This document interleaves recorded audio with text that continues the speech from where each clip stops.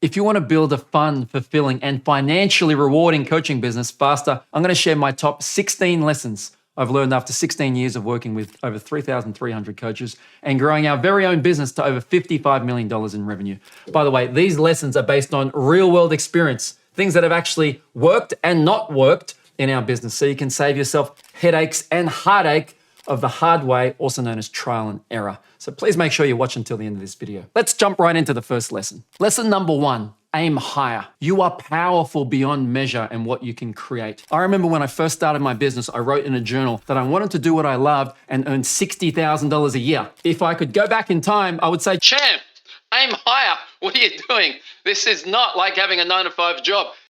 This is a game of business. It is an entirely different ball game. The amount of financial freedom and fulfillment you can create from this game of business in the order of hundreds of thousands and millions of dollars. It could help you fulfill every human need you ever have within this game. Connection, service, creativity, money, fun, expression, certainty, variety, belonging, legacy, just 100% everything. So just aim higher, because you are powerful beyond measure. Lesson number 2, you will never be fully ready. You will never be fully clear. You will never be fully confident, but you need to start despite that. Kind of like that book, Feel the Fear and Do It Anyway. If you don't know what that book is about, it's about feeling the fear and doing it anyways. I read the entire book, but it's one of those books where the main message is summed up in the title. I have never had a presentation I was 100% fully ready for, including this one. My business partner, the same. Always can do with more time, always can do with more preparation. You'll never be 100% ready. And when those thoughts start to creep in and that self-doubt starts to creep in, do not quit. Keep going. There is only one way you can fail, and that is you quit. Keep learning, keep taking action. If you're ever thinking of stopping your business, my advice is just to remember why you started. A couple of years into the business, I wanted to quit Authentic Education about 14 years ago. That's because the excitement dies down and the results still aren't consistent yet. At that point in time, and it may or may not happen to you at the gym, on a new health kick in your business, remember why it is that you started. If you keep learning, keep taking action, you will succeed. Number 3, have the courage to niche. Sooner or later, you must niche. Unless you're trying to build a multinational 6,000 employee corporation, which you probably aren't, you have to niche because you have to be known for something. You need to focus. You as one person or just a handful of people, you have limited time. So as an example, we were scared to niche when we first began. We wanted to help everyone. So we would run an event called, Turning Point Intensive, which was personal development. And then me for my marketing event, I would run an event called Marketing Made Easy. It was just marketing made easy for everyone.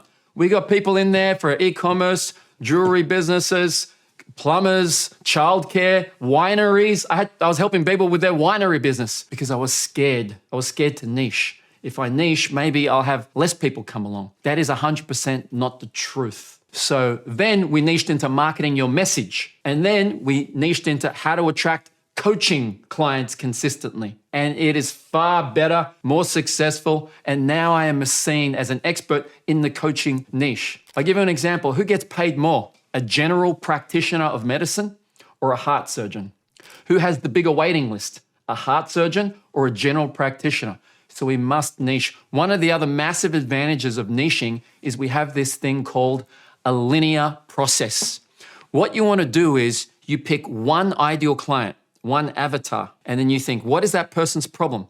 If that person's problem is menopause, then what happens after that? After this lady overcomes her problem of menopause, if you put it like that, she has another set of problems. Maybe it's, having freedom, or 60 is the new 50, or whatever it happens to be. So when you niche, you can solve that first person's problem, but now the second person's problem. So if you're going to have 4 or 5 programs, have it for the exact same ideal client, but different steps along their client journey.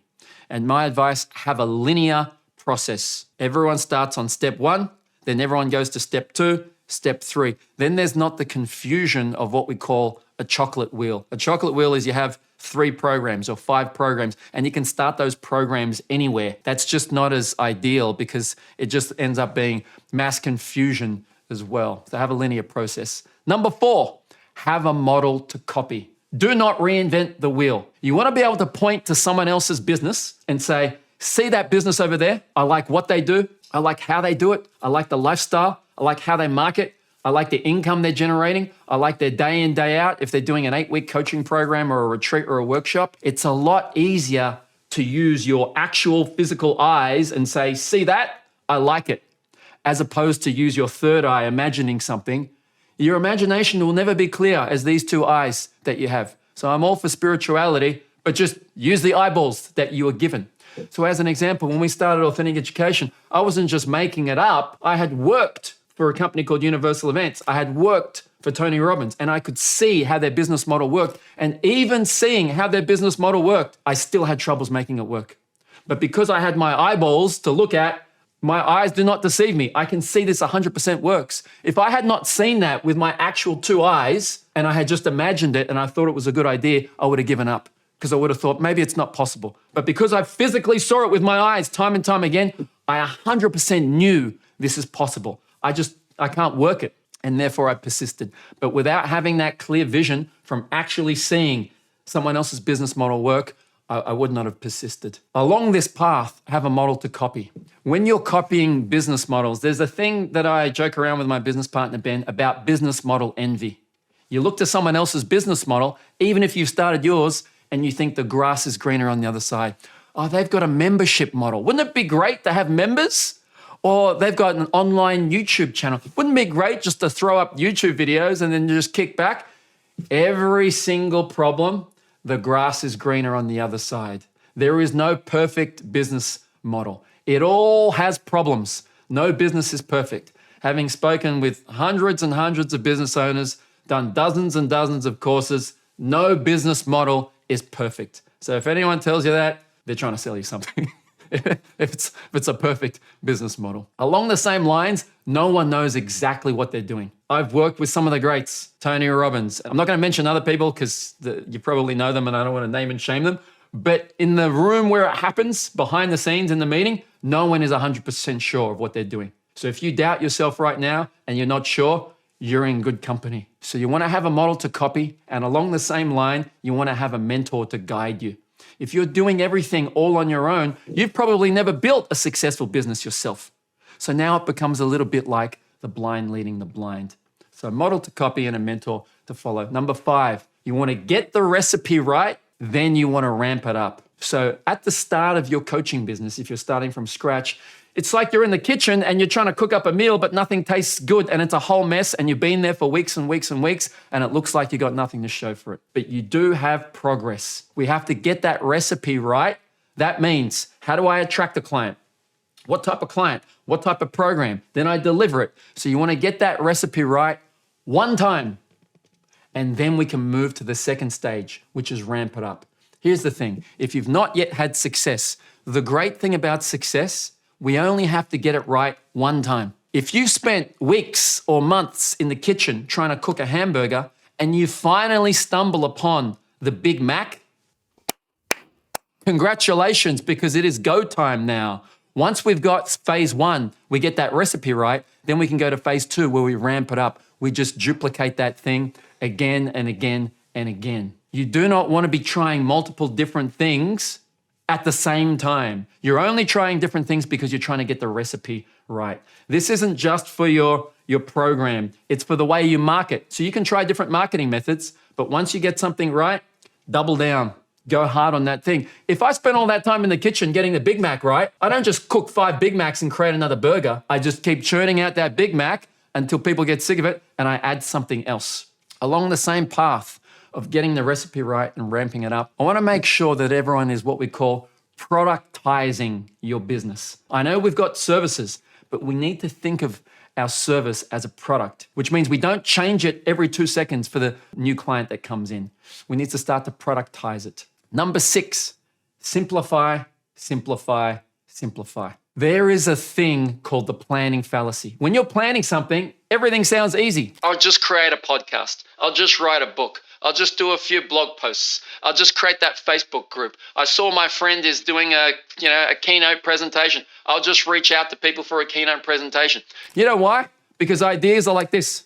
They take 3 seconds to have, and sometimes 3 years to actually do. Like, I'll just write a book. Yeah, just 3 years later. So the planning fallacy, you cannot do it all. No one is doing it all.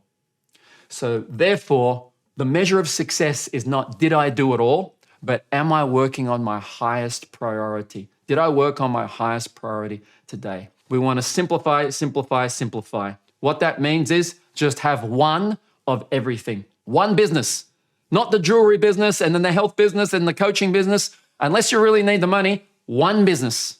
Within that business, one avatar, one ideal client. Not this person, but also just one business, one avatar, one paid program for that avatar, one marketing method, one presentation, like the name of a free event or a strategy session, just one of everything. Keep it clear, keep it simple. I hope you can appreciate that's already like 4 or 5 things I mentioned then. Imagine you got 2 businesses, and within each business, you've got 2 avatars. And within each avatar now, you've got 3 different types of marketing pieces that you're trying to appeal to those 2 different avatars in that business. It's just an absolute nightmare. No wonder you feel that you're busy being busy. A whole bunch of action, but not much traction. Spinning your wheels and not going anywhere. One of everything the whole way through. Just keep it simple as possible. If you cannot remember what you're supposed to do and all the things you're supposed to do in your business, it's too complicated. It should be like 3 to 5 things maximum. Number 7, do not chase BSOs, bright, shiny objects. There's always the latest and greatest thing in marketing or business, whether it's something like product launches or 30-day challenges, but now it's 7-day challenges, but now it's 2-day challenges, but now it's 1-hour challenges. What you want to do is just stick with the basics. Be brilliant at the basics. But Cham, that's so boring, brilliant at the basics. How do you win Wimbledon? Do you invent a new stroke? Do you try and perfect the under the leg stroke or the lob or the drop shot? Those are not the basics. Stick with the basics. Serving, forehand, backhand. That's what wins games. You know what I mean? 95% of the actual, winning points in Wimbledon, it'll come with those 3 strokes. Serving, forehand, or back. Likewise with our business. Do not try and go for the tricky things that are unproven. I know it's not as sexy. I know it's not as new. There's no novelty to it, but it works time and time again. Do you want to jump on the bandwagon of something that just came out yesterday? And then after everyone jumps on that bandwagon, and then within 6 to 12 months, you got to jump on another bandwagon. I don't want to learn something again and again for 6 to 12 months. We've been doing a fairly similar business model for the last 16 years. 16 years. And now we're just brilliant at the basics, and all the other bright, shiny objects chasers, they can't catch us now because we've mastered this thing called the basics. So as an example, placing a Facebook ad, educating people on that ad, running a Zoom event, and delivering a program. That's what we've been doing for the whole time. I would go as far as to say that BSOs, bright, shiny objects, actually stands for, this is going to be funny, BSO stands for bullshit opportunities. That's what I think. They're bullshit opportunities. They seem like opportunities, but it's all BS. So don't do the latest and greatest. Number 8, if you wouldn't do it forever, don't do it now.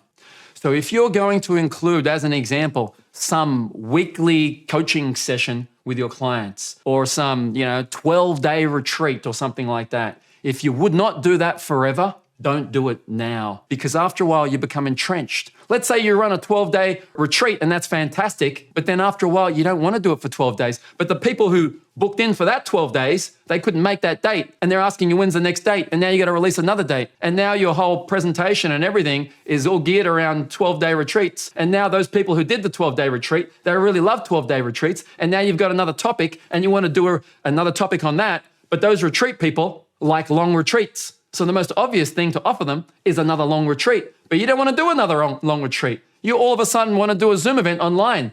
Do you see the problem? So I know it takes time to think and project yourself out to the future, but an hour of just imagining the future, like if you've seen that movie Doctor Strange, where he just sits there and goes through the possibilities of what could happen.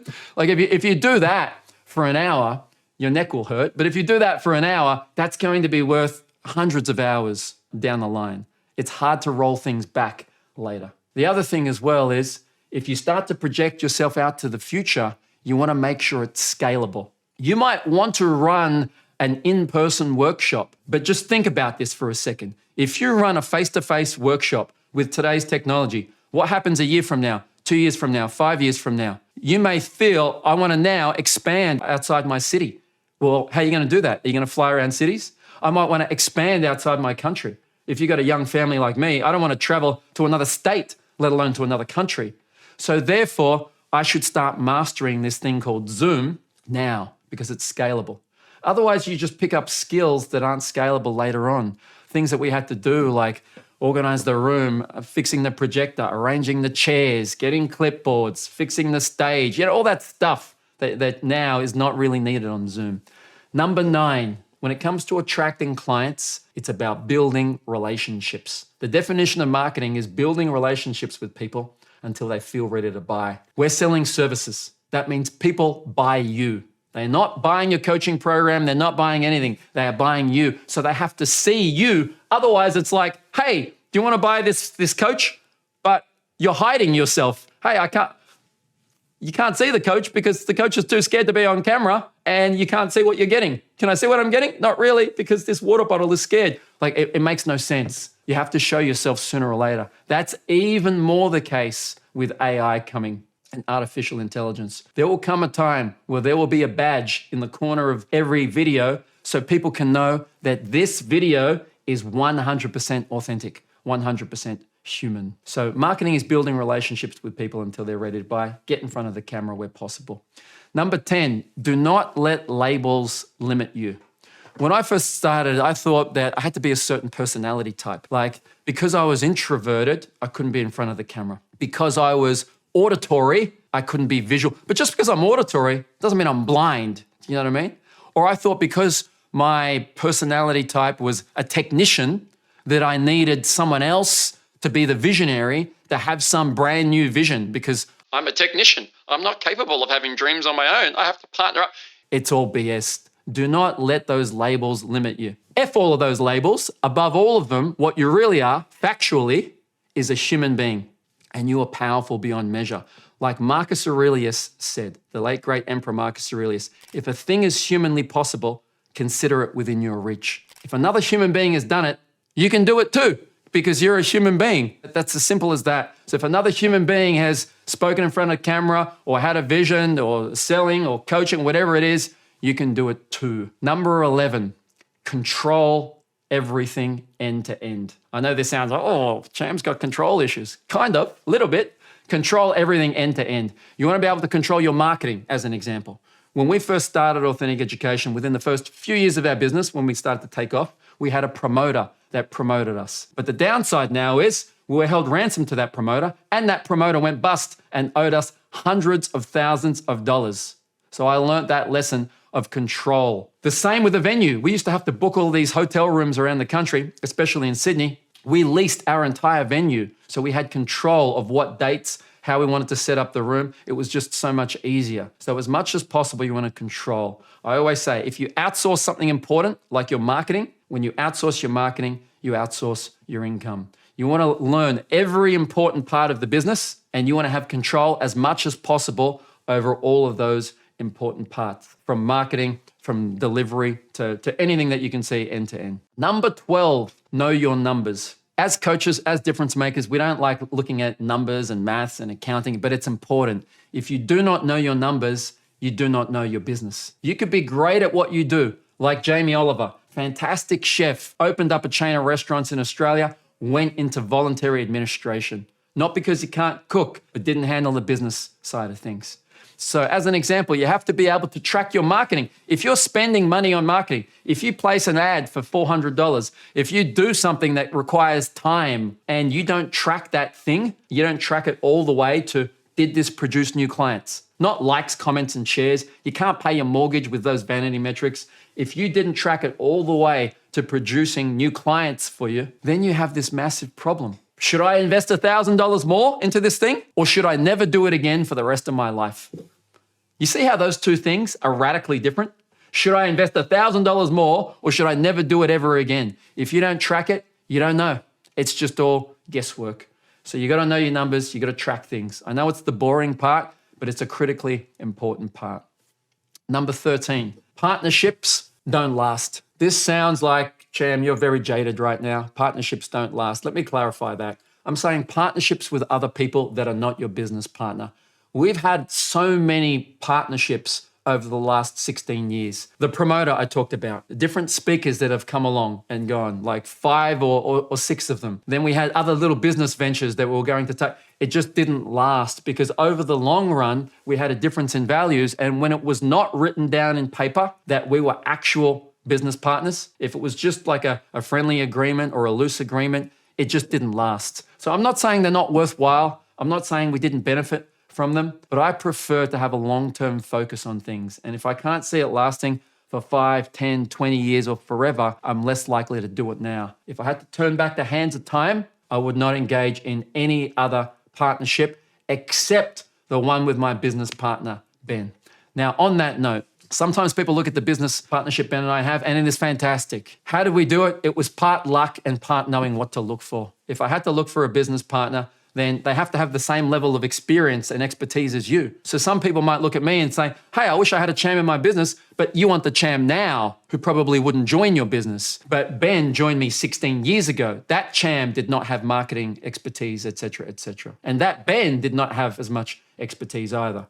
So you have to have similar experience, similar work ethic. You have to ideally be all in, both of you all in on the business. Similar values. You have to get along with them because you're going to be spending a lot of time with them. Doesn't mean you have to be best friends. Like I pretty much don't see Ben on a social setting except through work. Not because I don't enjoy his company, I don't like him, but I just think the same reason I wouldn't start a business with my life partner, my wife, Stephanie. I just think it's too much. You know what I mean? I think that would be bad for the relationship. So I think it's fine to start a business with a friend that's kind of an acquaintance, which is what Ben was, but not someone that you're really, really good friends with, depending on your personality. You know, some people have started a business with their life partner and it works well for them. So that's what I've got to say on partnerships. Worthwhile, but difficult, and you have to look for certain things. Number 14, 1 is too small a number for greatness. If you want to achieve something truly great, sooner or later, you need to scale. There's only really 2 ways that you scale. You scale with the power of technology, and the computer does the work, so to speak. Or 2, you scale with people power. That means you get someone to do stuff for you. This could be a contractor. It could be a virtual assistant. It could be hiring people full-time.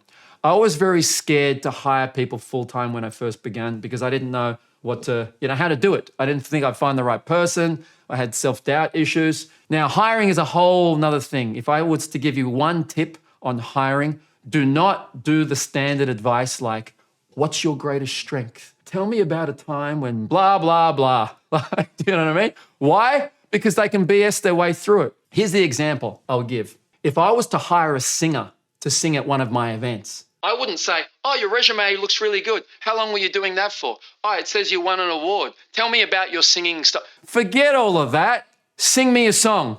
Yeah? Raise your hands if you can see. That's the most important thing. Sing. And if I like it, they're pretty much hired. We want to take that attitude to the presentation, not to the presentation, to the interview process. So every answer or everything they do in that interview process, as quickly as possible, the moment they do that thing, I know if they're skilled or not skilled.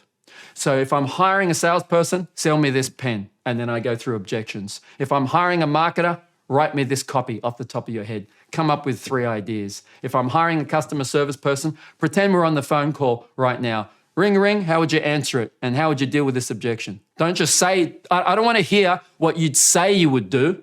Actually do it right now. Hey, I'm not happy that I didn't get that email. What's up with that? Your turn. Or what I would say, to be nice, I don't want to hear what you would say. I want to see the actual thing. That's like the singer saying, oh, then I would sing the intro and then I would sing the chorus and it'd be so amazing how I hit that high note. I don't want to hear that. I want to hear you actually do it right now. So we don't guess, we test. Prove it to me right now. And when we start that relationship with that person, there's a trial period. You know, if it's a contractor, we test just a small piece of work. So I might test 3 contractors for $100 each just to do a small piece of work. Then they can get the bigger job. And then I can test things, not just the quality of their work, but some things cannot be tested in the interview, such as their punctuality, their care factor, those types of things. Number 15, have fun. This is your life, and life goes by so quickly. So yes, we're prioritizing serving others. Yes, we're prioritizing revenue, but we also want to prioritize joy. Enjoy the process of it. This is a lifestyle business. Sometimes people ask me, Cham, what's your exit strategy for this business? You're looking at it. This is the exit strategy. If I stop doing it, what would I do?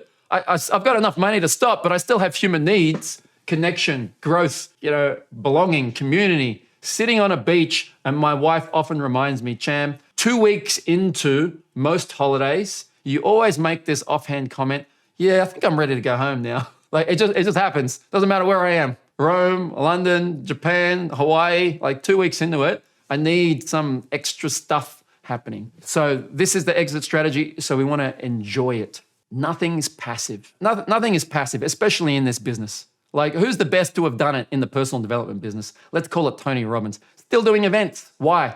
Still has human needs. And it's hard to create a passive business. Just a YouTube channel that's still going to make millions and millions of dollars. It doesn't happen. Is Taylor Swift's business passive? Not really, but she loves it. If she stops doing concerts, she stops making money, period. You can't get to $1 billion just by kicking back and waiting for that Spotify revenue to come in. It doesn't happen like that. And on that note, I don't want to sound like I'm bragging right now, but we have made and earned, and I have millions of dollars. And I thought one day when I have made it, because I've got a certain level of money or a certain level of success, all of my problems will be solved. Horse shit. Absolute horse shit. So why I'm saying that with such emphasis is because there is a myth of passive income or I have made it and I've nexted myself. And I feel really bad for the past version of myself that was hanging on to this hope that I've made it and was not allowing to enjoy myself as much because one day I would have made it. Another variation of that is I believe personally leaving a legacy. That's the ultimate next. Once I die, I would have made it. You know what I mean? So for me personally, obviously I want to leave a legacy, etc. But it's not top of mind because that's I feel the ultimate next. That's my view on that. Number 16, last but not least, it's all a game of growth. If you like personal development, if you like growth, everything that happens in our business is a game of growth. You've got problems with technology. Now you're playing the technology, improve your skills, troubleshooting game. You're scared before a presentation. Now you're playing the game of feeling the fear and do it anyways. You're running out of time. You got 50 things to do and you're feeling a little bit sick, but you can only do 5 things. Now you're playing the prioritization game. It's all a game of growth.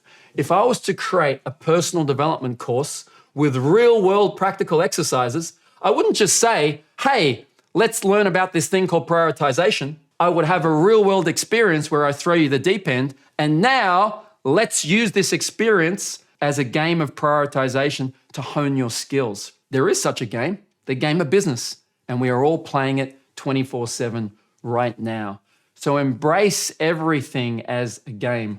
I would go as far to say that when you look at your to-do list for today, let's say you got 7 things on there. You're not really doing those 7 things. At the top of that, write down game of growth. What you're really doing is playing a game of growth and improving yourself, expanding yourself and expanding your business, and you happen to be doing those things. It's like if I go to the gym and I'm doing, 6 squats, 5 bench presses or whatever it is, I'm not really doing those tasks. At the top of that list is getting stronger. And I happen to be doing those things. Whatever it is for you, getting more confidence, having more fun, getting stronger, growing. So it's all a game of growth. But Cham, what about the actual steps to attract clients, the details? Glad you asked. If you're interested in learning the only 7 marketing methods I recommend, a step-by-step process on how to attract clients from scratch, I've put together an entire masterclass that outlines how we have gone from not knowing anything about business to building over a $55 million revenue business and helping thousands of coaches across the world do just that. So this is perfect for you if you're in the phase of getting clients. Just click the link below to learn more. So we are going to take just a couple of questions. Laura, go for it.